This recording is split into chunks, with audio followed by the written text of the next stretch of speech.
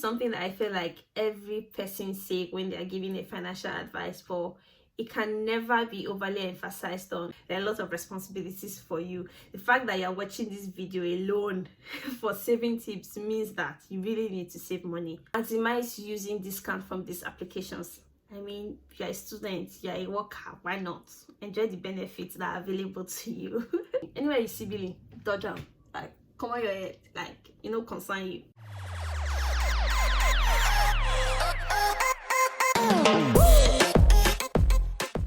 Hi guys, and welcome again to my channel. My name is Faith Adamoisa, and this is my YouTube channel, Chef Fira. Ha! See the way I always like telling you for my full name. Like, I like to always do a proper introduction. But yeah guys, welcome back to my channel. If this is your first time on my channel and you like this pretty face, please do well to hit the subscribe button. And if this is not your first time watching my video, thank you for always coming back to watch my videos. So guys, from the title of this video, you already know what I'm going to be doing. I'm going to be sharing saving tips for both international students in the UK and young professionals in the UK. Now, disclaimer guys, I am not a professional financial advisor or financial expert, so please do not come for me in this video. I'm only just going to be sharing tips that has worked for me. So I've had so many people complain about like not being able to save with the UK, especially with the old tax system and with the new uprise in cost of living, electricity, gas, fuel, literally everything has gone up, like up. They did increase minimum wage, but compared to the increase in everything, the increase in minimum wage is basically nothing. So guys, yeah, I'll be sharing saving tips for international students and young professionals in the UK. So guys, my first tip goes first. So this is something that I feel like every person say when they are giving a financial advice, but it can never be overly emphasized on, and it is that never spend above your limit. It's very tempting, especially for the fact that you are now in the abroad, to want to start living the big boy big girl life, but don't forget where you're coming from. Or even if you're not coming from the trenches, don't forget that there are a lot of responsibilities for you. The fact that you're watching this video alone for saving tips means that you really need to save money, whether for yourself or for the responsibilities that you have. So don't forget that. Like, as a student, you know the amount of hours you're required to work a week. With the average minimum wage now, you can actually plan yourself and say, oh, as a student, you're working for 20 hours. So you know the average amount you're going to come out with in a week, except you're doing more than you're supposed to be doing, except you're doing what you're not supposed to be doing.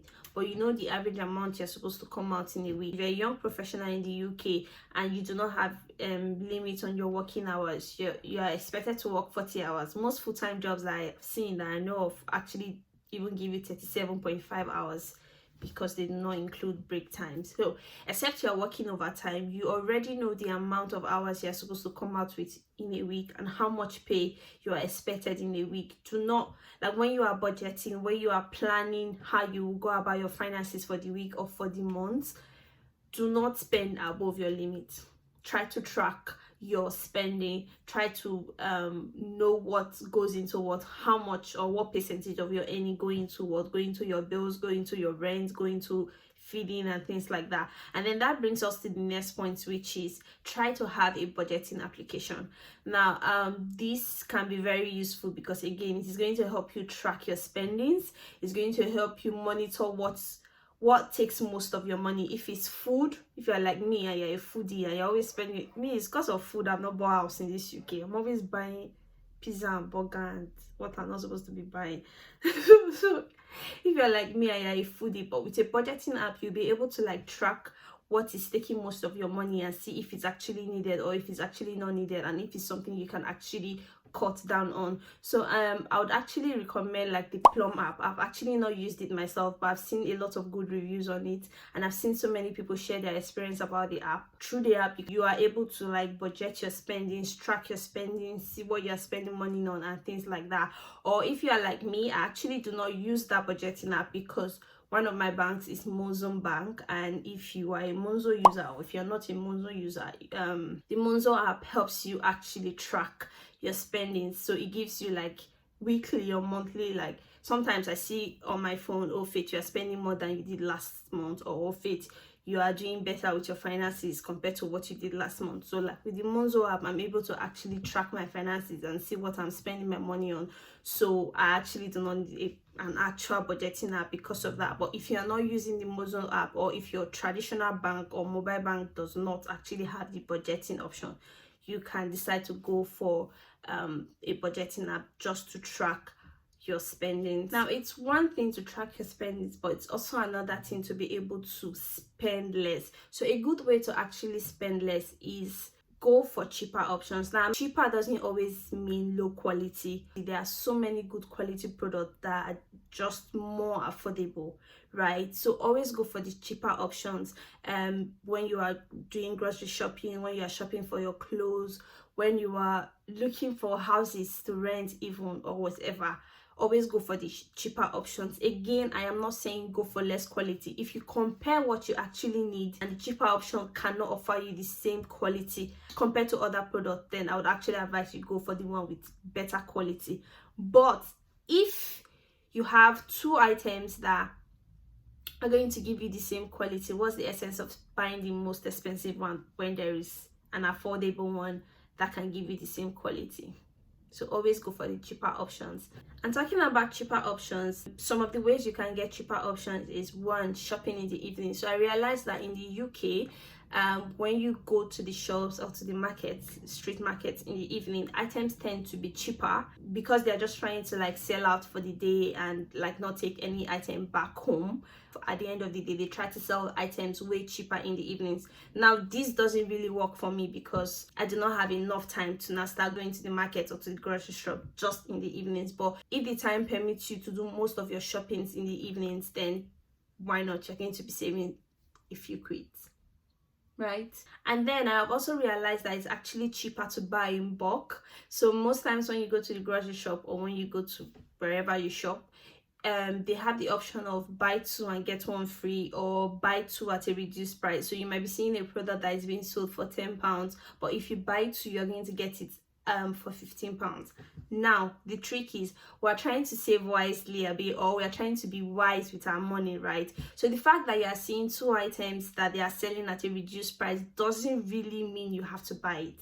You have to actually weigh it. Do I really need this item, or do I not need it? So if it's something that you always consume, say you are going to buy a pack of milk, and milk is something you take every day for breakfast, then it will only be wise that you take on the offer of buy two and get at a reduced price, or buy two forget one. But if you are buying something like chocolate, sweet, and maybe it's not really something that you need, or it's something that you're just buying at the moment for, I don't know, maybe just because of sweet tooth, right? For example, I would not advise that because you are seeing a buy two get at a reduced price or buy two get one free option, then you go on to buy it. It's not advisable, because at that point that is not actually something that you need, but it's just sweet mouth.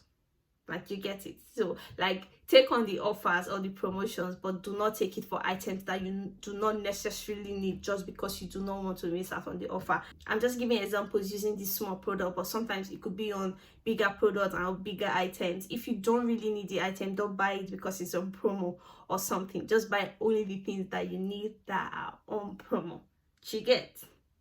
So still talking about buying things with cheaper options, I'd advise that you buy things from Poundland. I don't know if every city has Poundland, but I would like to think that every city has Poundland.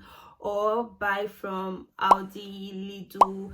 These shops tend to be more cheaper compared to like other grocery shops. So it could be just a few pennies or just a few quids, but it does amount to something. If you calculate the difference at the end of the month or at the end of the week, it does amount to something substantial. So like, always, if it's possible, always try to shop at these shops that offer cheaper options. You can get a Tesco Club card as well. I compared prices from the Tesco shop, like normal prices and then Tesco Club card prices. The difference is much. Sometimes you can be saving yourself as much as £3 on a product, or maybe less depending on the product, but it's a good way to save money. So consider always going to shop like in the cheaper shops or getting like their special discount cards or something like that. Okay, also maximize buying from charity shops. So from my experience, charity shops tend to sell things at a reduced price, a very reduced price. I've seen people who have bought like fairly used to totally new products that are top-notch quality, like they are still clean, they are still in good working conditions, but they just get it at a cheaper price because they're buying from charity shops. So do maximize. You can get beds, you can get lamps, you can get shoes, you can get clothes from charity shops. So try to maximize buying from shops like this or shops that offer cheaper options. It's going to save you money. At the first glance, it might look like, oh, it's just 50 pence or it's just 20 pence, but again, at the end of the week or at the end of the month, it's going to amount to over 50 or 100 quid. So it's definitely something that you need to consider. By all means, try not to buy things that you do not need. See, it can be very tempting when you come to the UK. You will see, is it food? You will see varieties, different flavors, different types. Like, it will be choking your eye, like buy me. Is it clothes? Especially with the way the weather is set up here, you don't even need to spend so much money buying clothes, because what you wear this season, you might not be able to wear it the next season. And before you will wait for that season to come again for you to wear those clothes, you will see finer things to buy. Always evaluate whatever you're buying. Do I need this thing? I'm not saying be stingy to yourself, don't be stingy to yourself or anything, but do not buy things that you do not need. Yes, think it through. Do I really need this thing? Do I really need to buy this thing? You already have 2 or 3 winter jackets. Do I need to buy an extra one? Things like that. If it's something you do not need, do not go for it. If it's something that you know it's not valuable to you at that moment or in the next couple of months, it's not going to be important to you, do not do not like buy it, because these are some of the little things that we don't wear. Like, it doesn't matter, it's just £1, it's just a cup of ice cream, it's just a cup of milkshake or something like that, but it's £2, it's £3, it's £4, and that's already almost half of your 1 hour pay. So always try to evaluate the things that you're buying and always try to think, is this really important for me to buy? And if it's not, then don't buy it. If it's not going to be valuable to you in the next couple of months or in the next couple of days, then you do not need it. So another important tip is maximize discount. I know I did mention something like this about buying from offers or promotions in shops, but this is quite different. So when I say maximize discount, for students, you have Totem or student beans. I'm going to leave the name on the screen just for people who are not familiar with this application. You just have to register with your student email and you have access to discounts. You can get as high as 50%, 75%, 10, 20, 30, whatever the case may be. You get really good discount from these people, so maximize it. Like, initially when I just came, I was sleeping on my Totem and student beans, but now every time I open an app or every time I'm trying to shop from somewhere, I first of all check on Totem or student beans if there is a discount for that site, so I do not miss out on it. So definitely maximize using discount from Totem and student beans. And if you are a professional, you can get discount from the Blue Light app. But this is only available for professionals who are working in NHS, the ambulance service, military, police, and a few others. You just have to confirm which other ones, but it's restricted to just a few professions. So I'm going to leave again the name of the app on the screen. It's called the Blue Light app. So maximize using discount from these applications. I mean, if you're a student, you're a worker, why not? Enjoy the benefits that are available to you. So another important saving tip, this one is specifically for transport, is to buy rate cards, right? The Trainline app is important for like booking your trips, but aside that, you can also pay for a physical or a virtual rate card. Now, what this rate card does is it slashes your train price for up to 20 or 30%. I am not so sure, but it does slash your train price. I've never had to buy the rate card because I do not travel often by train. But if you do travel often by train, this is definitely something you want to do, buying a rate card, because it's going to save you some money on train. If you do not travel on train all the time, a good way to save money on transport is by buying weekly or monthly bus pass. Now, this option is way cheaper than buying daily bus passes, right? Buying the weekly bus pass or the monthly bus pass just means that you're going to get your bus tickets at a more reduced and affordable rate. So why not? It's a good way to save yourself some money. Let's go for a weekly or a monthly option. Lastly, for this video, my advice is dodge unnecessary billing. Anywhere you see billing, dodge them. Like, come on your head, like, concern you. Dodge unnecessary billings. And I'm trying to emphasize this one because for many UK students or for many young professionals in the UK, like especially if you just relocated, there are so many unnecessary billings that will be coming from left, right, center, everywhere. Everybody's just doing, you're in the abroad, you're shiny, your skin is banging, and they're billing you left, right, center. It's a good way to squander money that you're not even aware of. 10 quid here, 10 quid here. At the end of the month, you have like over £200 that you cannot account for. So know when to dodge unnecessary billings. I'm not saying that you have to be stingy. I'm not saying that don't be nice to people or don't do good for people. But a good way to save yourself some money is by dodging or knowing when to dodge unnecessary billings. I hope this video has been very helpful for you, and I hope that you found at least 1 or 2 tips that will help you in your saving journey. If you find this video helpful, do not forget to hit the subscribe button, share, comment, like, subscribe. That one is very important. I'm trying to get to 1k subs, so please try and subscribe, try and share this video. So let me know what you think in the comment section. If you have more saving tips you want to share, please leave it in the comment section. If you have something that I've said in particular that you want to emphasize on, do. But again, I'm not a financial advisor or a financial expert, so please do not come for me for any of the tips that I've given. But really, I hope that you find 1 or 2 tips that will be helpful for you in your saving journey. Thank you so much for watching this video. I'll see you in my next video. Bye.